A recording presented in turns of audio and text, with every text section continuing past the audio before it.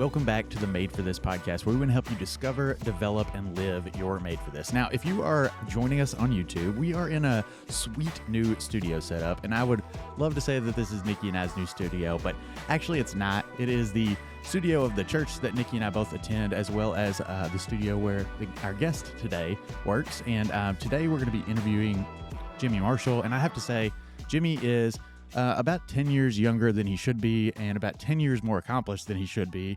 I've had the privilege of knowing Jimmy for the last few years and have learned a ton of things from Jimmy. So, Jimmy, just go ahead and introduce yourself. Tell us a little bit about you, anything you want the world to know. Yeah, totally. Well, thank you, Josh, for that kind introduction. And so like Josh said, I work here at One Life Church here at the East Campus and do a lot of the stuff that I set up the studio. I do a lot of the video work. And then more specifically, I've been working a lot with our YouTube channel. So we've gone from basically 0 subscribers to now we just hit 23,000 subscribers. Oh. And we've had a video that hit 1 million views, one that hit 500,000, one that hit 200,000, and a couple that are over 100,000. So YouTube is kind of my passion as far as and especially since I get to do it as my day job. So I like that I get to do that all day. Yeah, I actually, on the very first episode of this podcast, I was critiquing myself and the lighting in our little studio that we have. And I said that I'm going to have to reach out to somebody after this episode to see if they can give me some tips. And that someone is Jimmy. Hey, I'm the guy behind the scenes making it work. Yeah, so lighting, video, all that kind of stuff. And then specifically with YouTube, that's kind of what I like doing all day. Yeah, well, it's great stuff. If you haven't seen any of the One Life Network YouTube videos, Yeah, follow us. Check us out on there. We talk about Joe Rogan a lot. That was our 1 million view video, so it was good. But I mean, kind of the idea behind that is Brett, our lead pastor, and then Chris, our next gen pastor. We look at kind of the cultural conversations that are happening in the world, and then try to walk people through how can we approach this from a Christian worldview. Mhm. So that's kind of what we do on the One Life Network channel. Very cool. Well, we'll leave a link to that in the show notes so people Absolutely. can find that. So, Nikki, you want to kick us off here with our fun question? Yeah. So I was thinking, I had a question and then I'm going to pivot because I was just thinking about something because we've had a conversation Oh, boy. before that I think we all have a different perspective on. So generation wise, do you consider yourself Gen Z? I identify as Gen Z. Okay. So you identify as Gen Z. Josh would be like right side, like you're for Boomer. sure millennial. And then I am like on the Boomer. elder millennial end. Yeah. So when you need an answer to something, Oh, yeah. you're gonna you have a question in your head, a thought pops up and you want an answer. Where do you go first? Like where's your first inclination to search something to get information? Google.com. Yeah. Yeah. Google. Well, I would use Siri on my phone, but my Siri does not work very well. So I'll ask it a question. I'm like, this is just terrible. So if I have any kind of question, or if someone asks me a question, typically I'll go to Google immediately. Okay. I could have swore once you told me that you go to YouTube. Well, so the interesting thing about YouTube is because it's the second biggest search engine in the world. So if you Google something, typically it will give your answer in the form of a YouTube video. Okay. In like the first couple links. So instead of opening up the YouTube app and trying to find it there, I do Google just in case it's not on YouTube. Oh, But okay. then that's kind of a catch-all where YouTube is typically the place where I end up getting the answer. Okay. So when everything comes up, you're probably going to click on a YouTube video. 100%. then. What about you? So, funny enough, I think that here just in the last, I don't know, year, I used to be strictly, I'm going to Google no matter Encyclopedia. what. Wikipedia. It's like, no, now I tend to start on YouTube. Interesting. Yeah, I didn't used to. I think that it just spending a lot of time with you, Jimmy, Yeah. and spending a lot of time working the platform and just being on YouTube. I've learned that a lot of times I can get more of my answers there, but that is relatively new. Although another one that I've been going to recently, not for like specific answers, but for depending on the use case, Yeah. I'll go to ChatGPT to ask a question. That's true. And it doesn't give me.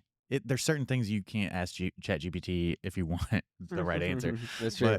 But there's certain things that that's where I'm going to go first, and it tends to do okay. I've been using that for complicated math problems. I don't know why me and Malia were trying to figure this out, but we were going to lunch one day, and I thought we should start a chicken farm. And we're not farmers, and we don't go outside or anything like that. But I'm like, because I've heard people sell chicken eggs, and you can get you can sell a dozen of chicken eggs for like $2 or $3. So I'm like, how many chickens would you need if a chicken lays an egg a day to make $100,000 a year? Oh. How many chickens would you need? Okay. And my math skills. I'm like, I could probably figure out if I sat Yeah. down, wrote it all out, and did that. But I asked ChatGPT, and not only did it give me the answer, but it also like walked me through how you solve the problem. Mm. Oh. So doing those complicated math problems that are kind of applicable to the real world, ChatGPT is very great for that. I try just not to do complicated math problems, That's but true. Yeah. I but don't either. if that's a pretty interesting practical. Like I want to make $100,000 with eggs. Yeah. How many chickens do I need if they lay one egg a day? Mm. And I sell them for $3 a dozen. Did you find out what's the answer? I think it was like 1,010 chickens. Oh, that's a lot of chickens. You'd have to That's a move. lot of chickens. It's a lot of chickens. So we just bought some eggs from the store instead. Yeah. That makes at one point in time though, with the price of eggs, it would have maybe made sense. Yeah, so we're probably not going to become chicken farmers, but I figured ChatGPT was going to get me the answer quicker than if I try to figure it out myself. That's true. What about you, Nikki? I Google everything. Okay. And I don't typically click on a video. Really?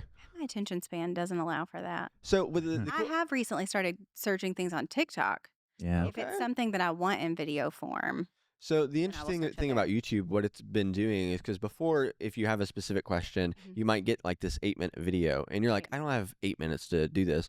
But what YouTube does now is it will actually pick out the segment that Yeah. has your Noticed answer that. in the video. So it gives you a 30-second clip rather than, and people using YouTube Shorts to make answers to the same Right. kind of questions as well. Yeah, that's been helpful. I've noticed that Google will start giving me those little like it'll jump me forward in the video and just give Yeah. me the clip that I need.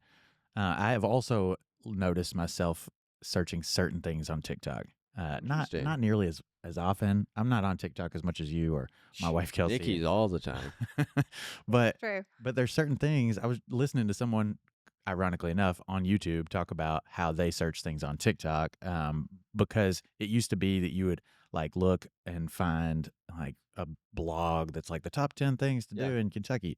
But now you go to TikTok and people who are actually in Kentucky are showing you the things that are That's cool to true. do. I have planned almost our whole summer vacation to coastal Michigan via TikTok videos. Interesting. Mm. Now, TikTok did come in handy as we were going to go on a cruise for the first time of Mhm. people actually going on and documenting their week. Yeah. Here are 10 things that I wish I knew as I was going to go on this cruise. Mhm. That a typical YouTube video, it just wasn't as good.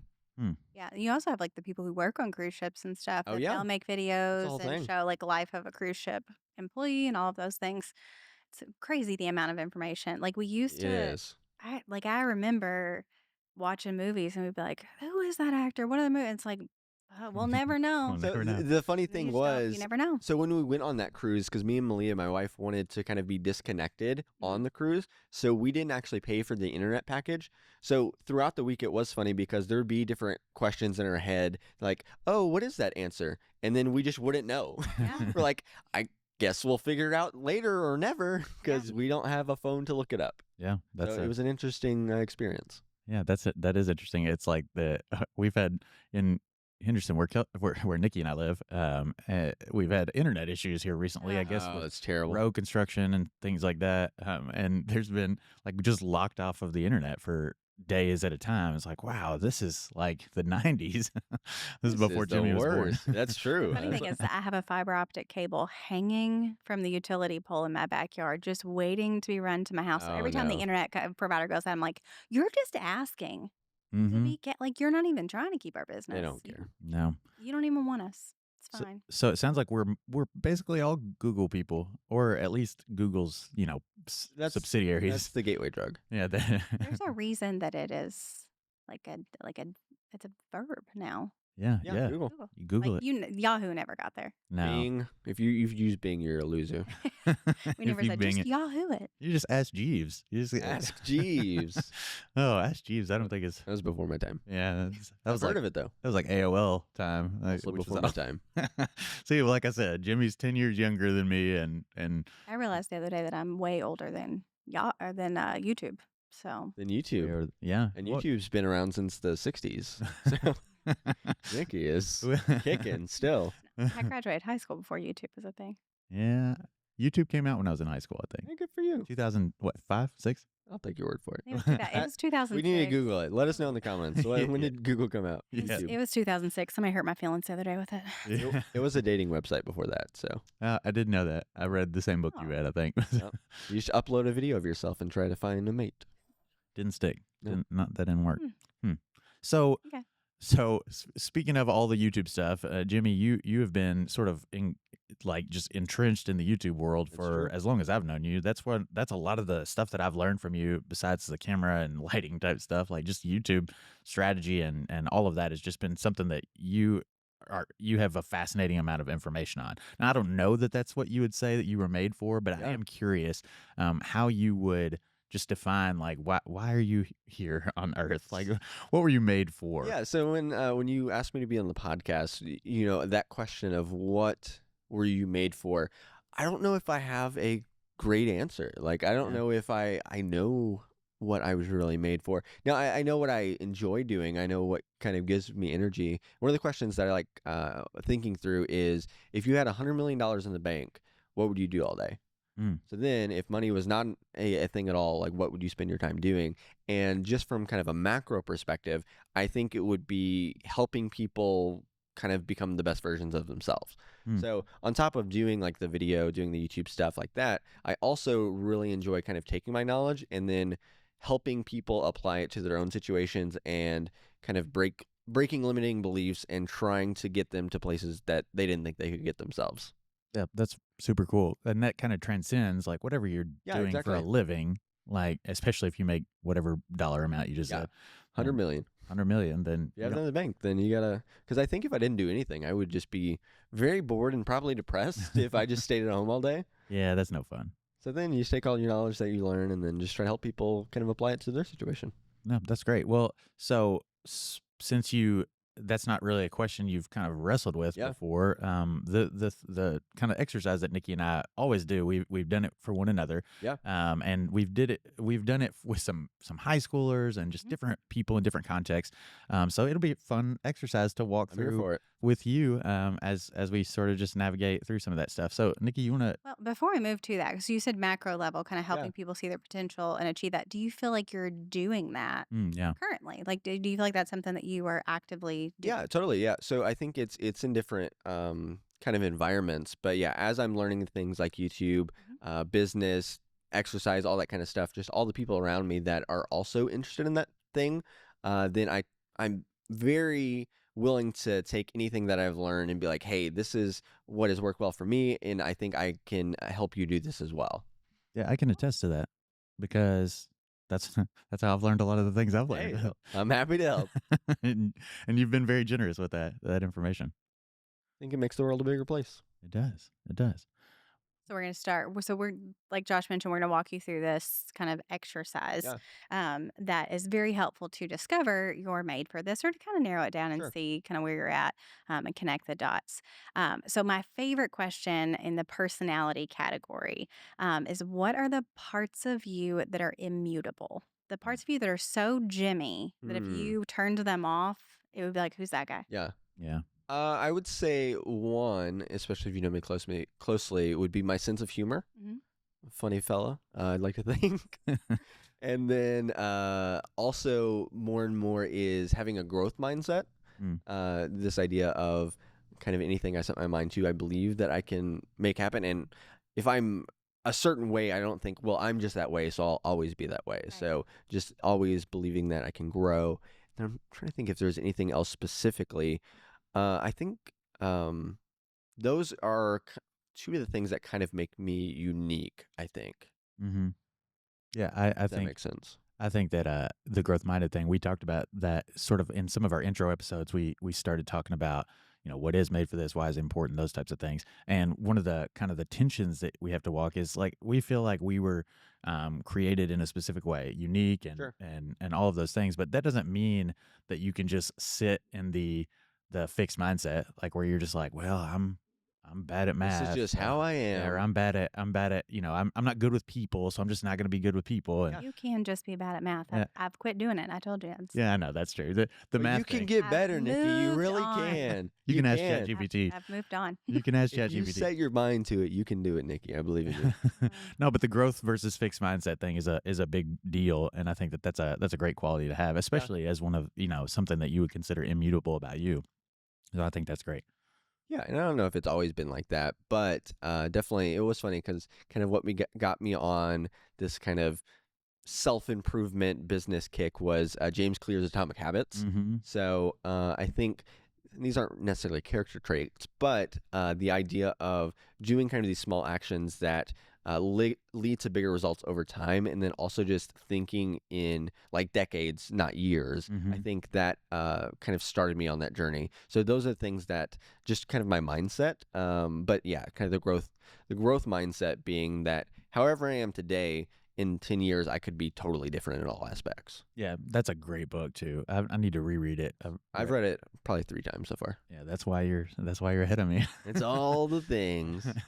That's good. I read the blinks on it. Yeah. Oh, Well, yeah. So a part of this exercise that we do, and of course we didn't do this with you ahead of time, That's okay. but we that's what always makes it fun. That's true. On the we spot. we give links to lots of different personality tests because Okay. those can be really helpful, Yeah. especially if you're not a naturally self-aware person or you're not able to kind of perceive yourself. Sure. Those types of things can be really helpful. So are you familiar with personality tests? Do you like personality tests or take them? So I think I took a handful of them when I started working here. Okay. Mm-hmm. And then the only thing I remember from them was that I'm naturally more introverted. Really? And yes, 100%. Huh. And then I am also, what is the other one? I forget the other one. I had it and now it's gone. But that was kind of my main takeaway. So I don't necessarily put a lot of stock in those. Okay. And I've not taken a lot of them on my own. So Yeah. of the ones that you have taken, Yeah. and we probably have access to those. Oh I yeah. know I do in Google Sheets. Oh. I could look you up and figure you I out know. right now. What is your favorite personality test? What of those, like, which one were you like, oh, that's I don't even remember help which one ones out I those things. took. Did you take the Enneagram? Did we talk about that one time? Oh, yeah. Okay. Wait, no. It's like a 1, 2, 3, Yes, 4 I did take through the 9. Enneagram. Yes, I am a 1, 4, 6, Yeah. 7. 7. That sounds right. No, Yeah. no, I'm not a 7. I'm something else. I was like, No, Chris okay. Shadowin's a 7. I am a 2 or 4, I think. No, not a 4. That's Michael Caron. I don't remember. I'll remember it. Oh, that makes sense with Uh, Michael. Yeah, he's a 4. I was kind Oh, sorry, I'm a 1. I I'm think, a 1, so I think that makes Okay. most sense. What is a 1? a 1 is like the perfectionist or the reformer. You like to look at things and try to make them better, try to improve upon the world around you. Yeah. And what's a 3? Because that might be 1 too. An achiever. That's Okay, a- I think I was real close between a 1 and a 3. Yeah, that makes sense. I'm interested, or I guess not interested, but I wouldn't have picked you as an introvert just because you're so like you seem to work a room well. You're good Yeah. with people, and Well, I've learned to be more extroverted, but left to my own devices, Mhm. I would much rather just stick to myself, and especially with people I don't know, like it is terribly hard for me to go out and just start a conversation. Yeah. And typically, unless it's people I'm really comfortable with, I leave just feeling very drained by it. But I think as time has gone on, I've seen the benefits of being an extrovert, so I can kind of put on that face. you can fake it. Until Right. you- But yeah. I also like speaking in front of a crowd of people or a room of people. I feel more comfortable doing that rather than speaking to someone one-on-one. Yeah. My husband is that way. Like Oh, yeah. he will present on if he has like subject matter expert knowledge, he can present in front of a room full of people. Small talk gets him. I Mhm. can't do Like small he talk. can't small I talk. hate it. You corner him and he's going to say something awkward. You're He like, just "Ah." will. I don't know. What I've learned at the introvert extrovert thing, Yeah. it's not necessarily how you present to other people, it's what recharges you. Yeah, Mhm. exactly. And so if being in public settings drains you, then most likely you're an introvert. Yep. If being by yourself drains you, then you're an extrovert. Wherever you draw energy from is typically, and then you have those unique like Ambiverts. ambiverts. Yeah. So typically, if I'm like spending time by myself, like I am more than happy just sitting at my house by myself watching YouTube videos. Yeah, That's how I recharge. yeah, that's interesting. Well, you do a good I job put on a good of, extrovert of face. working the extrovert. Hey, Did you go through the Strengths Finder? I think so, but that's again probably been 3.5 years Okay. ago. But if you have any like things from it that are you this, then maybe I could remember. Yeah. some There's of like it. 34 Well, of them. listening to you talk and Yeah. that kind of micro level, it sounded like maybe you might have individualization, Mm. because Oh. that's my top strength, and it's Oh. very much seeing in the individual and looking at their strengths Yeah. and being able to kind of feel that out in people and then pull it out and Mm. help them find their spot. Yeah. And so listening to you talk kind of said maybe Maybe Yeah. it could be. that's in your Could top be. strengths. Is that good for me? They're all good for you if you Oh, okay. if As long if as you you develop I'll them. have you them have all. to you have to know them I have them all. to develop them. yeah you gotta I yeah have a well-rounded personality. yeah you That's what so people does keep telling me. Nikki. I'm not well rounded. I think I have like extremes, but Hey. Nikki I am pretty evenly keeled. That is the thing. If things are going wrong, or if like even like with my family, like I will never get in arguments with people, and I'm not quick to anger by any means. Like I almost never really get angry, so not many things can bother me. So I don't know if that is. So if you are an Enneagram 1, you probably lean heavy on your 9 wing Is because a 9s are the peacemaker. peacemakers. Yes. Oh, maybe I think 1 and 9 were the close ones actually. Now Okay. that you said that, because I forgot it even went up to 9. So yes, 9 peacemaker 100%. So I am a people pleaser all around. But because we had a staff retreat where we all did the Enneagram and went through, and that's why I remembered different people's numbers. But I wrote down that I was a 9, but I want more and more to be an 8. Oh, yeah. yeah. Because I'm kind of the furthest from an 8. So I'm Yeah. like, I need to be an 8. So in the Enneagram, you can kind of you naturally lean towards one wing or the Yeah. other, so 1 or 8, but you can develop and pull from Oh, I know. them. I'll change it right now. Because I'm a 6 and I lean heavy into the 7, which is the like fun seeking, Yeah. avoid bad feelings, tell the joke over That's the Chris trauma kind of Shadowin. thing. And the 5 is like a learner, and I try to pull from it. But See, well, that's the thing too, is because I think more naturally I am kind of the peacemaker and the people pleaser, but because the joke was that I'm a 9, but I'm going to decide to be an 8. So Mhm. I also think that if you want to, you can change your personality. Yeah, I think you have natural inclinations, but you can always work against it. Although it may create tension if you're pushing too hard against how you were built. That maybe. Well, because James Clear's whole thing was because he was talking about you like when you're starting a habit, instead of saying, "Hey, I want to lose 10 pounds," first figure out what kind of person that you want to Yeah. be. right. And then he said every action is a vote for the kind of person that you want to be. So then if you say, "Well, I want to be a writer," then every time you write something, that is a vote to get you closer to becoming that writer. And then if you have more evidence than not, then you can kind of actually start living that out, that you are that writer. So Yeah. I kind of approach that with a lot of things, is even if I'm not that now, if I do enough things in that direction, then I will be that thing. Yeah. I think the interesting thing about Enneagram is because it goes to your core desires. Uh-huh. And so that's kind of the deciding factor. Like I always tell people if they're like, oh, I don't know, it said I was this, but I don't know. I'm like, look at the core desire. Because Yeah. for like a 9, like their core desire is like harmony Sure. and peace. That's what they're always striving for. Now, can you achieve peace and harmony by being a straightforward, direct 8 type of Sure. individual? Absolutely. And so knowing your core desire, you can kind of go after it But I would in also, ways that serve you better Yeah. than that makes sense. being kind of the people pleaser. Like I'm a 6 and they're typically kind of fearful type of people because the core desire is safety. And so that's something that knowing that about myself, I can kind of react Yeah. or respond to things differently when I start to feel unsafe. I can remind myself of all the reasons that I am safe Yeah. and those types of things. So I think you absolutely can choose to respond in Now, different do you ways. think at different times in your life that kind of core desire will change for you? Mm. I don't think so. You don't think so? You I say, think that is something that, and we'll talk about it kind of towards the end of this experiences. That's one of those things that because of just repeated experiences and safety being threatened and challenged and that security, Yeah. that's just something that is core ingrained. but if in I me. went through those same experiences later, then I'm like, oh, instead of being the peacemaker, I now value that safety where that's my core desire. Right. So if I go through those experiences, then I could, in theory, go from a 9 to a 6. Maybe. Do you think there's anything in your upbringing, just like as you were, Yeah. I don't know, under under 8 or so Hmm. that has sort of shaped you into a peacemaking type of individual?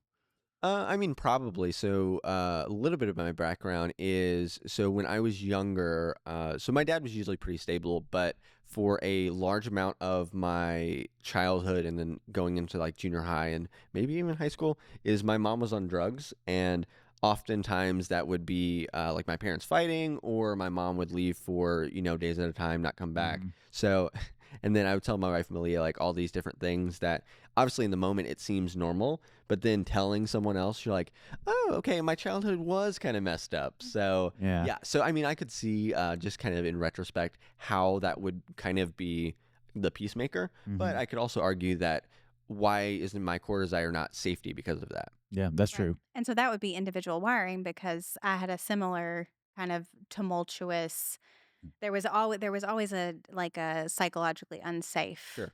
adult. And so my natural desire went to seek safety at all cost and to find security at all costs where you kind of peacemake. Yeah. And so I think that is where your wiring comes in. Sure. How you respond to those things Mm. is because of the way that you were wired Yeah. and kind of your survival mechanisms or That makes just the way sense. that you respond. I believe because so as a 6, when I'm really healthy, I will go to a 9. Yeah. And so I think in unhealth, Mm. you would go to a 6. Oh, okay. So Mm. as a 9, if you're unhealthy, then you would start to seek safety and So was I security. healthy as a child though? I don't know. It's hard And to then tell. in growth, you would go into an achiever, Yeah. which is a 3, where I go to achiever when I'm not healthy. Oh, Yeah. okay. Interesting. This So is very complex. yeah, It is very it is. complex. It's an interest. I think that's why I like it so much because there is so much room It's fascinating for for sure. the individual to come out, Yeah. and every Enneagram number, each individual looks differently, even if they're the same Enneagram Yeah. number. So, Well, and that's the thing. It's and obviously the Enneagram. There's some weight to that because you can see kind of your core desires and things mhm. like that. But my pushback is always like this growth mindset that is now Right. so deep inside of me. I'm like, if I want to be a 6, I can be a 6. I don't care what you I can say. do whatever I Well, you want to really do. don't want to be a 6. That's true. Maybe I'll go be some other number that's not a 6. We're paranoid.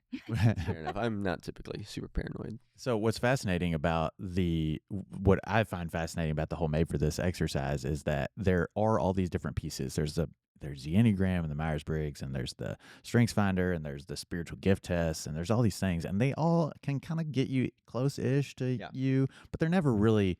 I mean, it's never you. It's still a textbook version of like kind of close to who you're going to be. And the made for this, it kind of aggregates multiple ones of those, which gets you a little closer, but it's still not going to get you. You're still going to be the only one of you, and there's no book or test or anything that's actually going to say like, well, that's a Jimmy Marshall. Yeah. and, Exactly. and so I think that's cool. So moving kind of beyond the personality piece, which is kind of the largest, that's the overarching Yeah. thing. Like there's a dozens of those little personality tests and things like that that can give you that generalized version of you. But then beyond that, we start to look at like, what are you super passionate about? And one of the questions that I love to kind of walk through with people on the passion is, what are the things that wake you up in the morning and the things that keep you up at night? Hmm.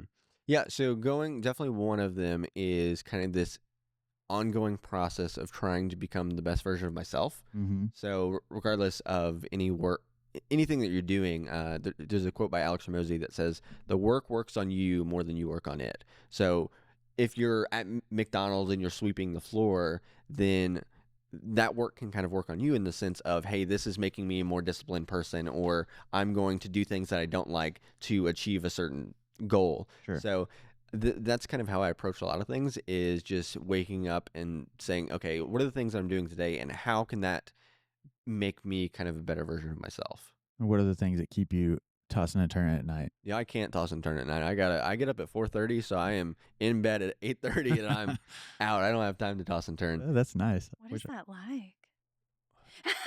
I can't fall asleep like that. No, I am very disciplined in that sense, because if I stay up till 9 or 9:30, I'll feel it the next day. So I don't know if there's anything that is it in the sense of like what stresses you out, Well, or like problems that you want to solve, things that you're just like, man, like I want to find a solution to this. yeah, I want to make a difference. I want to make an impact. Like those types of things that just kind of keep your Sure. mind going. Not necessarily in a stressful way. It Yeah. doesn't necessarily have to be negative things, but just those things that you just like think on and ruminate on, wanting to find solutions for. Yeah, so I don't know if really I have anything kind of big picture or macro level. It's because I'm so fluid in the things that I'm doing, so it really is kind of just specific to whatever problems I'm literally facing at Mm. time where my brain is always because I usually have multiple projects going. Mhm. So my brain's always all over the place trying to figure out different solutions to all the different problems in my life. But I don't know if there's anything specific as far as the big picture or macro that I can think of. So, is there anything that when you see just in the world, whether it's on Twitter or Yeah. X or TikTok or wherever, Formerly known as Twitter. yeah, or YouTube, the things that you see that are just going on in the world, and you're like, I want to be a part of that, like it makes you want to say, put me in the game, coach. Like this is my moment. Hmm. Trying to think here. Honestly, like I said, and this isn't again kind of a big picture thing, but when I see people that are doing things and they're not kind of achieving the potential or doing the things the way that they could, Mm-hmm. then I'm like I want to be a part of helping them get to that next level. But maybe because I'm just a selfish person, there's not like this cause in the world right now where I'm like, oh yes, I need to go change this about the world. Well, I feel like, and kind of the last little segment or one of the last few questions that we ask in this passion category is, if you knew that you couldn't fail, what would you do? And I feel like you touched on that with your $100 million endeavor. Yeah. I feel like it may not be on CNN or Fox News or whatever your choice color is on all of that, but I feel like you do seem passionate about the idea of helping people achieve potential. Yeah. And I think that's an honorable sort of passion to Well, thank have. you. Yeah, there you go. Made me feel better about myself. There you go. Now you just got to get $100 million, and then That's you'll be true. Well, and that's the thing is too is you want to figure out what you're passionate about, and then you don't wait until okay, once I have everything figured out. But Right. how can I be doing this now today? Yeah. So that's what I try to do. I try to help people out. That's good. You are good at it. I try my best. So the next section kind of lumped together strengths and skills because so you have things that you're naturally kind of inclined towards, natural giftings. Not to say that you wouldn't have to develop them, Sure. but there's things that you're kind of naturally inclined to, and then there are skills that you've developed Uh-huh. that you've actually kind of worked towards. Yeah.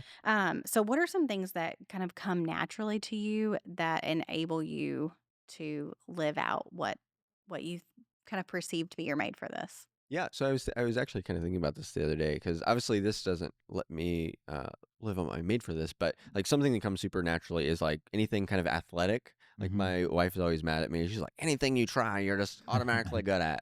I'm like, okay, I know that's somebody like that. It is annoying. it is annoying, but yeah. So there's a lot of things where I'm kind of naturally good, but because one question that people ask you when you're thinking about like what you should be doing in either career or business and stuff like that, it's like what were the things that you were doing just for fun as a kid? Mhm. And Mhm. I think partially because of my childhood trauma, a lot of my memories are like I don't remember them very well. Yeah. But one of the things that I did remember is one of the things me and my friends would do is we would have this like table set up in the living room and we would grab random objects from the room and we'd put them up and do like these infomercials where we're trying to sell to the other people in the room. Yeah. So I, I don't know how because I do thinking of natural inclination for whatever reason I really like sales and Mhm. doing that. So I don't know because I also don't think sales has to be slimy and like you're trying to Right. manipulate people. So I think kind of this inclination to help people and see kind of the individual and care about them,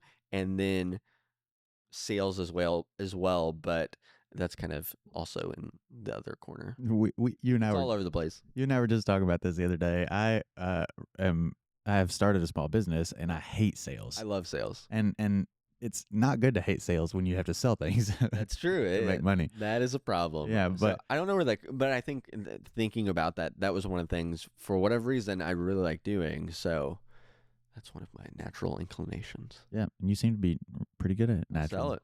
Sell it. You can sell things. It's funny that you said that because so my made for this Yeah. involves kind of working with teenagers and helping them discover things. And one of the exercises that I do with eighth graders is I have them close their eyes and think back to like a summer break day in third grade when they had no responsibilities and what were they doing. Yeah. And those are usually the things that come out like, oh, I would like play school with my dolls, or I like made mud pies and I Yeah. really love to cook now. And like a lot of times those things you did as a kid really do Yeah. kind of give you some insight into what your natural giftings are, things that you Yeah. love, and things that you lean into. Um, so, what skills do you feel like you have honed that help you in kind of your endeavors to help people be the best them that they can be? So this is kind of a skill or a character trait, but kind of long-term thinking, discipline, kind of self-discipline, and then business was definitely one of them because on top of like reading kind of self-help books, I also do consume a whole lot of business material. Mhm. So that, and then obviously everything in the world of video production and YouTube, I've spent a whole lot of time just kind of reverse engineering how people do it, and then obviously doing it for myself, and then with the church that I'm working with doing that. So, and that's why kind of what I do on the site as well is I help people that are entrepreneurs, online coaches, and things like that who already have a business Mhm. that want to excel on YouTube. Since that's kind of my specialty and what I know is I help them kind of get their message out to more people by making YouTube content. Do you think that your inclination to the video and the YouTube and all that stuff is purposeful? Like, do you think that's part of your purpose, or do you think that that's just a mechanism through which you are kind of trying to I don't live know. your other So I purposes? was thinking about when I like all through junior high or as soon as I could, as far as my age was, I what I did with my friends all day every day was I watched YouTube videos and played video games. Mm. And obviously, I don't play video games for a living, but I watched a whole lot of YouTube, and that was super interesting to me. The whole kind of online creator atmosphere. So I don't know if that's necessarily purposeful in that we're like, hey, this is kind of core to what I think I should be doing, Mhm. but it's definitely one of my passions. So that's kind of the avenue. But yeah, thinking of kind of the purposeful, it is kind of that macro of learning as much as I can and trying to be the best version of myself, and then taking the same principles and lessons and then helping other people get there as well. Yeah, that's cool. Do you feel like you were intentional about seeking out like the YouTube type video skills with your made for this in mind? No. Or did it kind of come after you had honed those skills and then you were like, hey, I can actually use this? No, so it's funny. So, most of the things as far as my career and the skills I've developed have kind of been by chance, or obviously looking back, like I can see how God has kind of connected the dots and kind of prepared me for where I am. So, because funny enough, like any job I've had, I've never actually went looking for. They've all kind of like Mm. fallen into my lap, which I feel kind of bad saying for Cute. all the people. That's why my wife hates me. She's like, just everything works out great for you, and you're just so blessed. Must be nice to be God's favorite. I'm too blessed to be stressed. So, but I mean, because it started with just on YouTube back in high school, I started watching Photoshop tutorials because I thought that was interesting. And then that led to me having where I designed senior banners at school and did that. And then I think, and then I ended up, it was funny. There was one time where I was going to go on Instagram on my computer just because I was just checking Instagram. At this point, I think I was doing some photography on the side, but didn't actually have a job. So I was doing that, and normally I hit I, and then it autofills, and I'll hit enter. Mhm. And this time, instead of Instagram, it autofilled to Indeed, which Oh. is the job hosting site. So I click enter. I'm like, oh, this is an Instagram. So then I was there and I'm like, well, let me look around since I'm here. And I found a job that was doing church directory pictures for a company called LifeTouch. Oh, yeah. So I applied and they called me like the next day and like hired me over the phone. And then I ended up meeting Malia through Twitter, X formerly known as Twitter. I DM'd her on Twitter and that's how we got connected. Yeah, And that's how it then goes. and then I started kind of volunteering with her youth group there Oh. and getting connected there and became an intern. And then one of the other guys that worked there, and this was right around COVID, since everything was shut down, he's like, I know you've done pictures in the past and you know how to do graphic design and that kind of thing. Have you ever considered doing video? And I'm like, I think my camera can do video. So then this was because at that point I was kind of doing graphics and social media stuff for them, and I consumed a lot of YouTube content on how to do that. And then from there, I picked up video and then taught myself through YouTube how to do all that. And then how I got this job was one of the guys that I work with there. There was an opening here at One Life, and I wasn't looking for anything, but he's like, "Hey, we've seen your video stuff. I think you should apply just in case."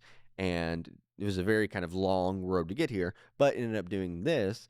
And then my passion has kind of been YouTube, and I don't even remember exactly how it was because we've made like our online sermons and stuff and put them on YouTube, but one thing led to another where we started making kind of YouTube content for it. And then obviously now it's getting a lot of traction and doing well. And then at the same time, I'm learning kind of self discipline, I'm learning business. So it's all kind of coming together. We're now working with entrepreneurs and business people and then helping them with YouTube. So I can kind of see the milestones all the way where it wasn't like I was being intentional about it, but it kind of led me to where I am now. Mm. So this is off topic, on topic. I have an almost 16-year-old, Okay. and so we are navigating, future plans and all that Oh, stuff. yeah. And we have really kind of been looking at all of the ways to kind of avoid the college scam, Oh, yeah. to avoid buying a I'm all for it. degree. And so it sounds like listening to you talk that maybe you don't have like necessarily like formal education in Absolutely this not. area. Zero. So Actually, I did go to semester, and then I think I went a full year actually, but then I've dropped out. okay, so that's why I was curious if you pursued it and like purchased a degree in Well, this. so I am actually in the mindset of now that we're kind of in this hybrid of education where for the same amount of money or even much cheaper, you can find someone who's doing the thing that you're doing and pay them to teach you. Right. So Alex Ramosi says one of the only ways to speed up time is learn from other people's mistakes. Mhm. So I mean that's what I've done. Not only just teaching myself on YouTube, but now I've found all these kind of experts in their field and then paid them for their time to teach me what they learned. And the more I invest in that, the more it kind of speeds up the process of, well, now I could spend 3 to 5 years figuring it out myself, or I could pay this guy and he Yeah. teach me how he's already done it, Mhm. and it gets you a lot further, a lot quicker. Yeah, I love that. That's awesome. That seems to have worked. That's it. Seems to have worked. Seems to have Well, worked. yeah, and sometimes it is kind of a big investment, but like I said, you kind of speed it up. And because I mean, there's are a lot of people where they go to college and they're like, okay, you go to college, you find a job, and you work there for 50 years, and you retire, and it's Right. all normal like that. But I think just because maybe it's my age and the internet, that there's a lot more possibilities. Yeah. And I will say, I absolutely was not always like this. I think Malia, my wife, was a big, that was kind of one of the turning points where before I met her, I was doing like the photography thing, but I was not kind of long term thinking at all. I'm like, oh, I don't need to go to college. I do graphic design, I do photography, all this stuff. But I was not very disciplined, and not very forward thinking or anything like that. And then she kind of had me kind of grow up where being with her, and she actually was the one that told me you need to figure out what you're doing with your life. Like you can't just Yeah. live it a day at a time. So that's why I actually ended up going to college for the year, and then after that, now we're kind of seeing, okay, this isn't going to help me at all as far as the things that I'm doing, but that was kind of the catalyst of, hey, I need to grow up and actually figure out what I'm doing. And so that was kind of the turning point that got me on the track that I am now. Did you tell her that you were just gonna accidentally stumble onto Indeed and just accidentally get a job? Yes, yes, exactly. So She loves that. Is that? So yeah, for my next job, I'm just waiting around, and then I'm sure it'll come to me. That's funny. The definition of going with the flow. That's going with That's the what's flow. happened. I like. Yeah, because my very first job, I remember it was about to graduate high school, and I was in the Casey's gas station line there, not looking for a job or anything. And then my friend's sister was like the manager there, and I was just like checking out with my drink. She's like, "Do you need a job?" I'm like, not really, but I feel like I need to get one at this point. So that was my first job. But yeah, every single job I've had, it's kind of been like this thing that's just presented itself to me. Interesting. It's quite the experience to have. So I just hang out until someone tells me otherwise. Well, you're gonna have the people here at One Life trying to start running screens so people don't get to you. I know, it's Like, don't talk shutting to down his Jimmy. email. Yeah. Got zone defense going. No. Don't You talk do to it. Jimmy. You're gonna offer him a job, and then That's well, I think at this point I don't want to work for anyone else. I like the flexibility and everything here. So if I was to do anything, it would absolutely just be doing my own thing for myself. just There's a lot more potential there. business. Yeah. So the last sort of leg of all this, Yeah. and so the way that this whole kind of process works is, personality stuff is very generalized. Yeah. Passion is more specific to you, but there's other people who are passionate about similar things, and it goes down and down and down until the very end is your experiences are unlike anyone else's experiences who has ever lived or who ever will live, just you. That's true. And so how would you say your experiences in life, the good Mhm. stuff, the bad stuff, doesn't really matter. Yeah. Just anything you've experienced, how would you say that has shaped you into who you are today? Yeah, going back to the being the nine, the peacemaker, that probably a lot of it did come from my childhood, even though I can't like pinpoint, Right. oh, like I was trying to kind of make things be the peacemaker in those environments. Um, I do think that kind of my concept that everything's going to work out, it all come together. I think the different experiences, like with the jobs and stuff like that, and just with a lot of different things that not only I experienced, but me and my wife have experienced, where we go into the situation not knowing, hey, where this is going to go or how it's going to work, but we all always trust that God has a plan for it. Mm-hmm. So then going into new situations, we're like, we don't see how the dots are going to connect, but we can look at all these other times where the dots have connected. And then one of the cool things I do is called Homework for Life. And so what that is, I got it from a book called Storyworthy. And so every day I write down a sentence or two that kind of summarizes a day, or you write down like a 5-minute story-worthy moment. And most of them are kind of lame because I have a very boring life. But when cool things happen or bad things happen, then because I've been doing that for probably over 1,000 days now. Wow. So I have this Excel sheet where it's 1,000 days worth of story-worthy moments where you can go back and say, oh, this either I'll look it up like when did this event happen, or I can be like, oh, March 2nd of 2022, this is what happened. So you can kind of scroll through there, and so when you forget kind of what you've gone through, then you can literally go through and like, oh, I can see how this day we were super stressed out because we didn't know how it was going to happen, and then 3 weeks later we saw it all come together in a way that we didn't expect at all. So then you can kind of rely on that evidence in the past to kind of give you just that hope for the future. Yeah, that's really, really cool. How do you feel your unique experiences in life have given you like the credibility that you have that I may not have because I haven't lived those experiences? What kind of credibility do you think you've gained through your life? Credibility.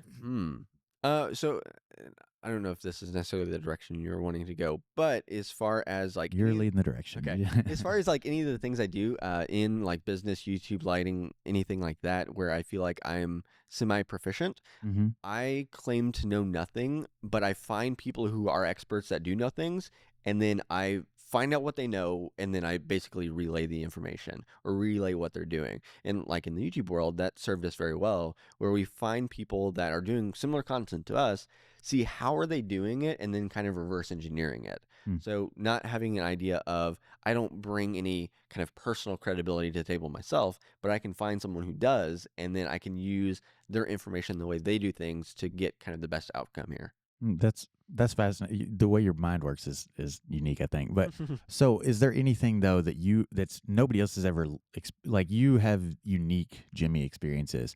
Is there anything there that you like when I walk into a room? These are the things that I know that I can speak to because I've walked this path. And I think another way to say that too is what rooms or tables can you set around that maybe we couldn't Yeah. because of Yeah. your unique experiences?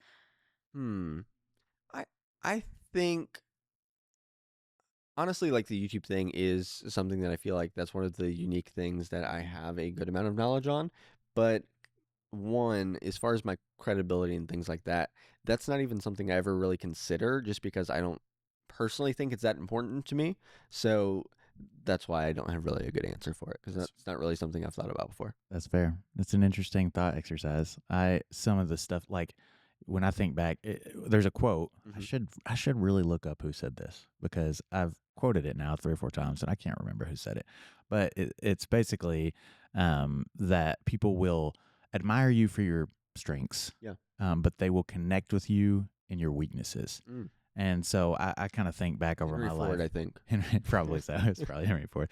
There's times in my life that I look back on though, and I'm like, man, that was a rough season. Yeah. But I made it through. Like you said, the Oh, yeah. dots connected. Totally. And then down the road sometime, who knows when, Yeah. I may be presented with the opportunity to say, speak into the life of someone who's navigating a Sure. similar storm that I survived. Yeah. So when you put it like that way, one of the things that has been kind of helpful for me is obviously looking back, my childhood probably wasn't ideal and probably somewhat traumatic, but having that as something that I went through, then people that are in similar situations, Mhm. especially with like their parents are in drugs or alcohol and stuff like that, or even sometimes the parents who are doing that, then that gives me just another level of empathy for them. And then Mhm. also, because I don't think a lot of people expect me to be from that background, like, you seem like you're functioning well. Where'd all this trauma go? So it's probably just buried 10 levels deep, It's the and sense of humor that's we'll deal with that later. But so I think that there's been a couple situations where I can, when you tell someone that you've been through something similar, Mhm. even if you don't have an answer for them, it's nice to have someone, hey, I went through all this and it did end up in a good place, and that's possible. Yeah, that's great. And I think that's a great way to leverage those because those are negatives and we've all had them in different contexts. I don't have that experience. So that's not a credibility that I'll ever have. Sure. But I grew up in a full time ministry household. That's an interesting experience. Oh, And my dad had a terminal illness. Like that's an interesting experience. Negative things, but like they've given me an authority on certain conversations that I makes couldn't have sense. had without those. But yeah, that's fascinating. That's a good piece of credibility. Um, Nikki, is there anything else that you're thinking that that we should just hit before we wrap this up? That's all the questions.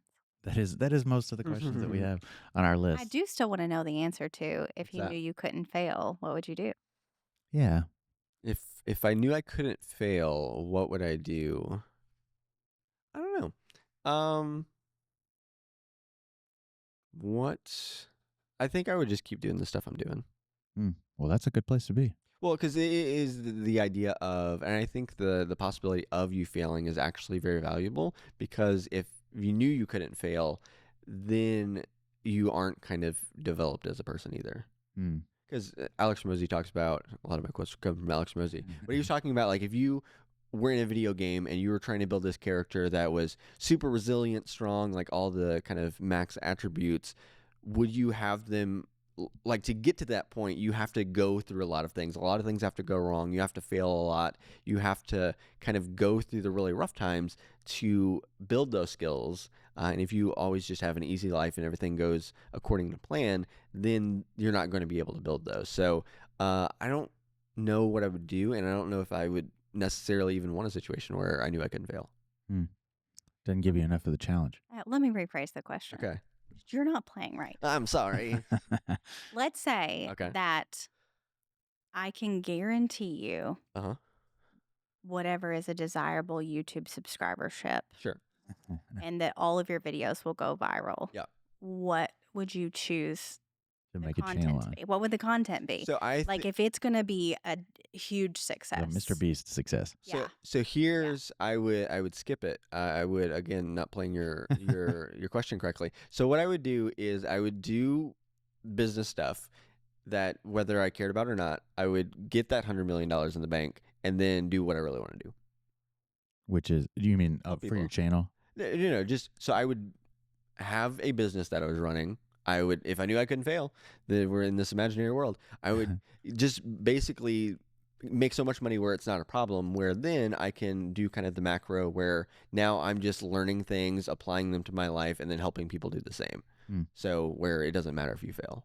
And it would be, when you help people achieve their potential, you're more looking at like the business side of things, the content side of things, or Honestly, a lot of it comes down to kind of mindset and their, like I said, limiting beliefs and stuff like that. Because I mean, you can be successful, but you can still also have all of these kind of internal struggles that are really bad for you. So, kind of showing people that, hey, you can do things that you don't think you can do. yeah, but you're probably not going to go build homes in Haiti, if I had to guess, right? Yeah, I can't build a birdhouse if you paid me. I can't either. I think Nikki Yeah, builds so- all my stuff. So yeah, it would be more of, kind of using my expertise and things I'm passionate about to help people do the same thing that I'm trying to do. That's cool. But to answer your question, get a lot of money and then do what I want. that sounds like a good life. So Jimmy, where can people find you, or where do you want to point I'm people? down here at One Life Church East in Evansville. I'm usually on the screen.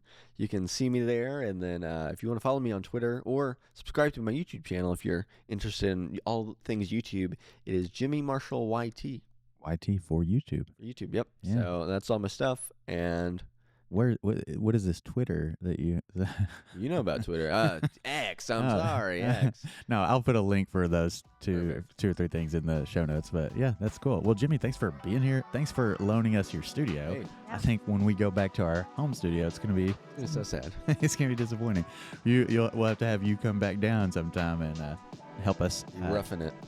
turn some knobs and make things even a little bit better. You do it. Or you can just make a YouTube video to help us do it. That's from here. true, and then I'll help a lot of more people too. That's Here's right. how you set up your small home studio. That's right. Even smaller than the ones that you can find on YouTube now. It's, Yes, exactly. It's about So we got 3 feet by 3 feet in here, and we want to fit 6 people. yeah, I need a couch and a love seat and 2 chairs. We could do it. We can do it. Cool. Well, thanks again, Jimmy, for being here and Dear. sharing this with us. And I think that's going to wrap us up for this week's episode of the Made for This podcast. If you like what you're hearing, don't forget to like, subscribe, leave us a comment, leave us a rating, do whatever it is that the platform you're listening to us on allows you to do. We would love to connect with you wherever that is. And until next time, don't forget to go out there and live your Made for This.